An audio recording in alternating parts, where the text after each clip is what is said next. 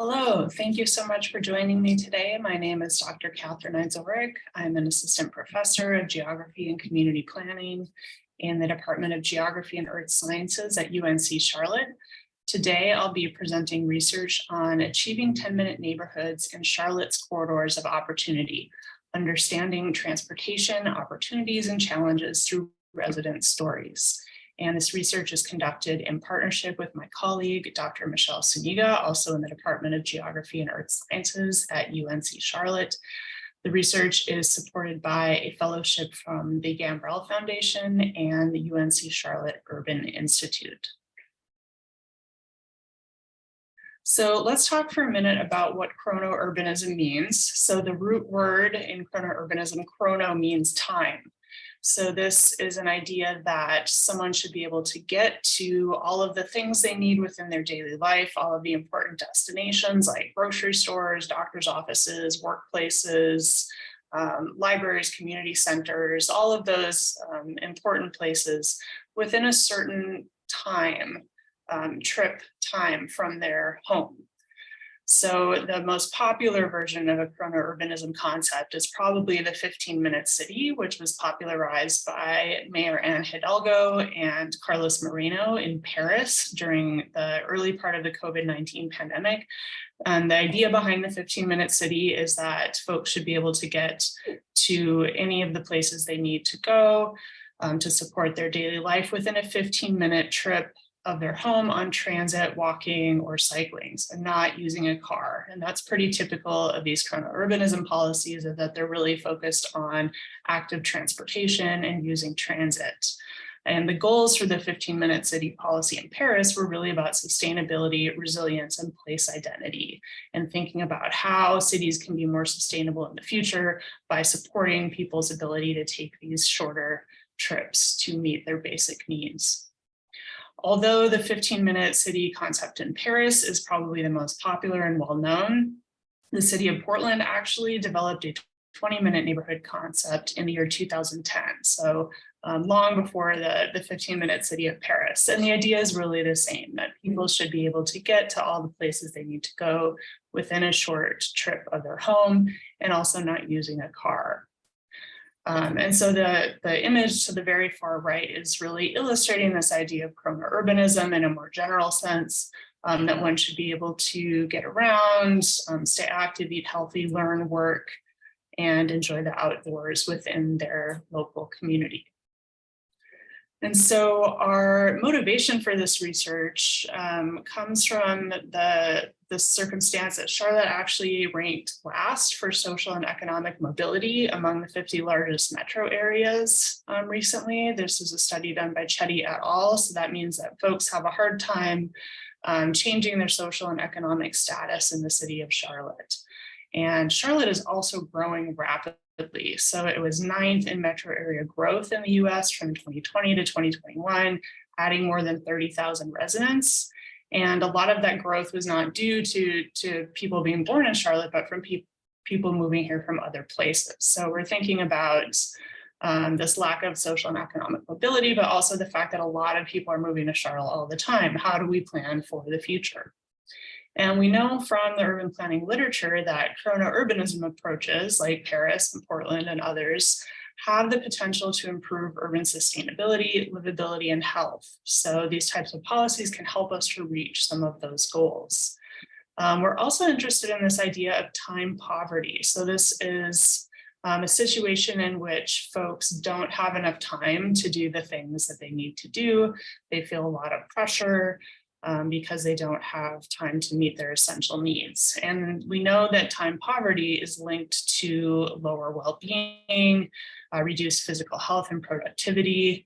And we also know that commute time or travel time to work is the strongest predictor of escaping poverty. So this idea of the time that it takes you to travel to your workplace is really important for that social and economic mobility that we know is a bit problematic in Charlotte. We also know that transport disadvantage results in inaccessibility of goods and services, limits people's opportunities to advance themselves in life, to meet new people, to gain social capital. And we know that implementing these types of chronourbanism policies is going to require a lot of change. If we think about the city of Charlotte, for example, we know that in most places you can't get to all the things that you would need for daily life within a 10-minute or 15-minute or 20-minute walk, bike, and transit trip. So we're really thinking about large-scale change in urban planning policy. So what is chronourbanism? What does that policy look like in Charlotte? So in the recently adopted 2040 comprehensive plan, the city of Charlotte stated that all Charlotte households should have access to essential amenities, goods, and services within a comfortable, tree-shaded 10-minute walk, bike, or transit trip by the year 2040. So this is one of the top 10 policy goals in the recently adopted 2040 plan. And those essential amenities, goods, and services include things like fresh, healthy food opportunities, high-performance transit stations, parks, trails and greenways, daily goods and services, healthcare, community facilities, financial services, jobs, and advanced technology delivery service like Wi-Fi and internet service so folks can be online. So these are the kinds of things that are included in this policy. This is a pretty aspirational policy to think about getting to all these things within 10 minutes in Charlotte. So this is kind of the background for this research, is understanding a bit better how we can implement this in Charlotte. And our research questions were really to figure out what kinds of basic goods, services, and amenities residents of underinvested communities in Charlotte would most like to access. And how do these compare with those 10 items we just talked about, the city's 10-minute neighborhood policy metrics? So this is the motivation for this question is really driven by the thought that maybe this 10-minute neighborhood policy isn't a one-size-fits-all policy, but that maybe some neighborhoods would need different things than others. So we're focusing on some of the underinvested communities in Charlotte. And I'll talk about that a bit next.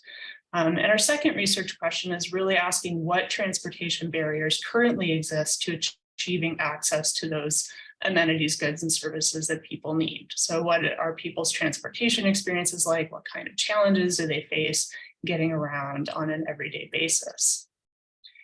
And our study areas for this research are two of Charlotte's corridors of opportunity. So the Corridors of Opportunity program is focused on 6 areas of Charlotte in the Crescent area of Charlotte, if you're familiar with the Crescent and the Wedge. And these areas have been historically underinvested, so they haven't received the same level of investment in, say, infrastructure, public works, and so forth that other parts of the city have.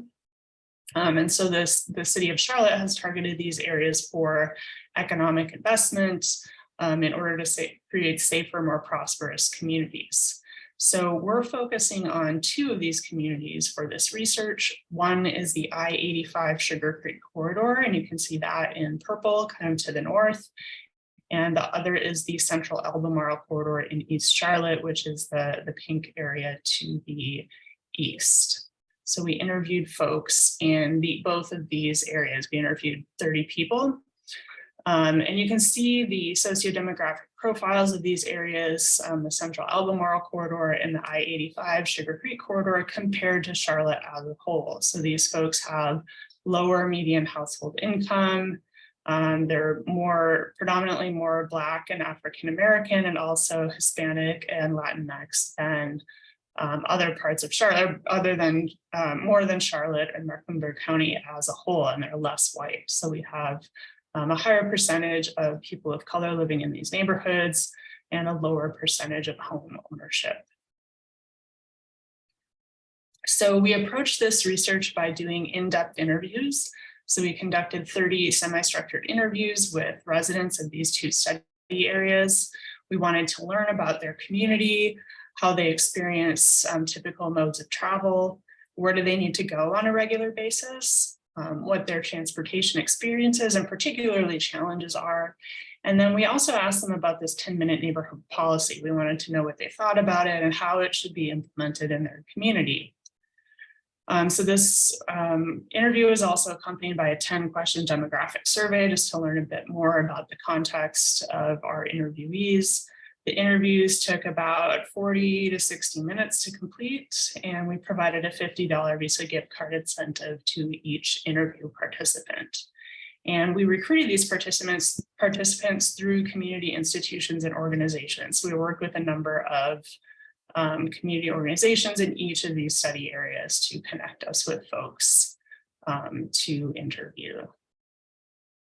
And here's a list of our community partners and municipal contacts. So the Charlotte Regional Transportation Coalition, Charlotte East, Mayfield Memorial Community Development Corporation, MECMN, the Hidden Valley Elementary School, Urban League, Latin American Coalition, and Heal Charlotte. And then we also met with planners from the city of Charlotte to understand a bit more about this policy and the background, and to get recommendations for which community groups to reach out to.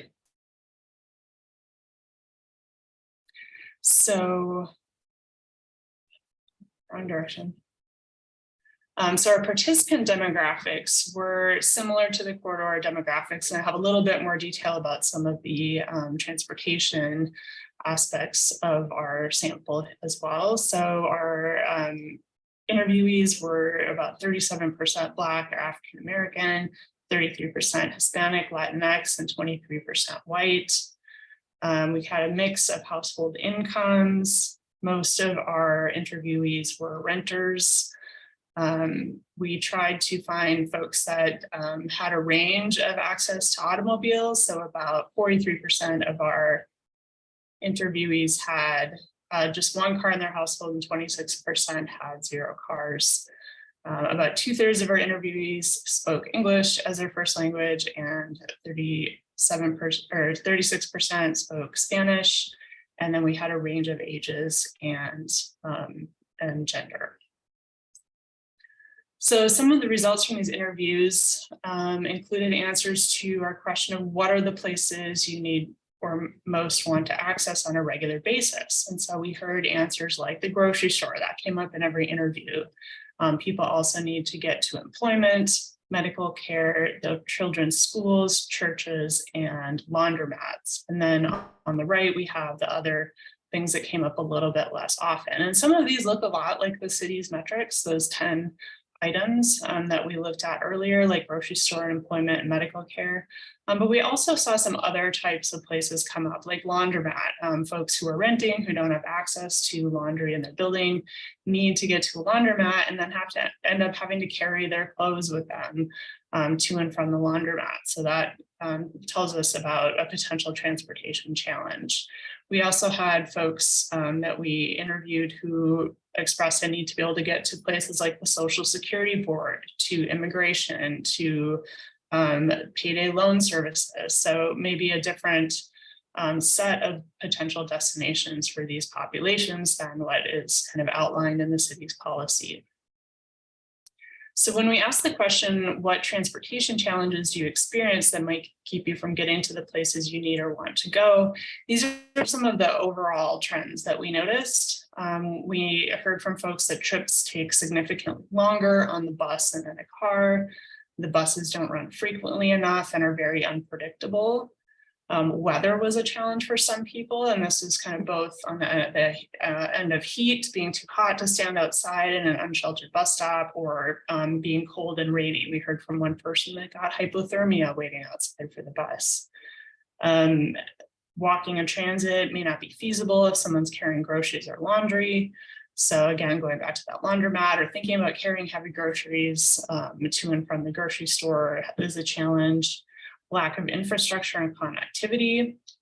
And then we heard a lot about safety concerns. Both people were concerned about other people they might not know that they'd encounter on the street, but also fast cars and having to cross really busy streets. We heard stories of people who had been hit and even killed crossing streets in Charlotte. So I'm going to go through a couple of the themes that we have developed through these interviews. And one is this idea of time poverty. So I mentioned this a little bit earlier when I was talking about the motivation for the research. And this idea of time poverty is that people don't have enough time to do the things they need to do. And it puts a lot of pressures on them. They're not able to take care of all their everyday needs. So we heard from one recent immigrant who was trying to get to the immigration office, and this person had to leave 5 hours early for a 12 p.m. appointment because it takes so long for her to get there, and how she had to wait in the cold. We heard from another recent immigrant who was telling us about the challenges with transfer time between buses. If the bus doesn't go directly where you want to go, that transfer time or getting off a bus and waiting for the next bus can take a really long time. In this case, the transfer took so long that the person's bus pass expired and they had to get a new one. We heard from other folks as well who were really frustrated with the amount of time it takes to get around just to do the things they need to do. The reality of experiencing food access. So if you remember, the 10-minute neighborhood policy says that people should be able to get to places like grocery stores or other everyday services within a 10-minute walk, bike, or transit trip. But we talked to a lot of people for whom it's really tough to think about taking their groceries on the bus or walking with them or biking with them. So we talked to some folks who, strategize to maybe take the bus to the grocery store, but then take a cab on the way home or an Uber because they can't carry those groceries all the way. Uber can be really expensive. So if you think about not having a car and needing to take an Uber each way, one person we spoke to who actually was an unhoused person needs to take an Uber to get to the grocery store, and it costs her $11 each way. So it's an extra $22 on top of her grocery purchases to make that trip. So it can become very expensive if you don't have a car. We also heard from a number of folks for whom transportation challenges led to limits to their opportunity and independence. So folks in a senior housing community we talked to, for example, didn't have transportation to get out and vote. There wasn't any service available to them. So that was a challenge that they noted. It also limits the jobs that people can get. So someone who was transit dependent and also unhoused mentioned that they've had experiences interviewing for jobs, and then employers who find out that you rely on a bus for transportation are not very excited to hire you because they know how unreliable the bus system is. And so for that reason, often people will not seek out jobs that are more than 5 miles away, for example. So it really limits the opportunities, social and economic opportunities available if you don't have a car in Charlotte, which was another theme that we heard quite a bit. And in particular, we heard from a lot of people who had moved here from other places. And so they were used to taking transit or walking in their previous home and their previous country. But once they moved to Charlotte, felt that they had to have a car to get to the places they need. So this is kind of speaking to some of the challenges that make implementing that 10-minute neighborhood policy a bit quite the feat to carry out. And then we also heard quite a bit about dangers to health and safety. So people who had been killed crossing the street in some communities, someone who had got hypothermia waiting for the bus, needing to take a trip that took multiple hours to take a sick child to the hospital, and then harassment, particularly of females on the bus, are all challenges having to do with health and safety. And so after we asked folks about their experiences with transportation and challenges in particular, we asked them what they thought about this 10-minute neighborhood policy. So we read the policy to them, and all of the study participants were really excited about it. They approved of the policy. They said they'd love to see that happen within their neighborhoods because it would make mobility more convenient. It would help to address climate change and public health concerns by focusing more on sustainable transportation.